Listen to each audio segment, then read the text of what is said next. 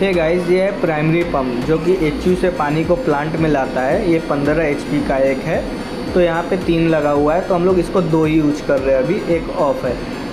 और इसके बाद आता है सेकेंडरी पंप। ये प्लांट से पानी को एचयू में पहुँचाता है, एचयू में पहुँचाता है। इसका एचपी है 25 एचपी का ये एक होता है। और देख सकते हैं यहाँ पे 2 बंद पड़ा है, 2 चल रहे हैं। और इसके बाद आता है हम लोग का ये ब्लू वाला हॉट वाटर पंप, जो कि अभी चल नहीं रहा है क्योंकि इसको हम लोग ठंड में इस्तेमाल करते हैं हॉट पानी के लिए। और ये देख सकते हैं कंडेंसर पंप, ये है 50 एचपी का जो कि एक चल रहा है। ये कूलिंग टावर से पानी लाता है और पहुंचाता है, इसका काम यही है।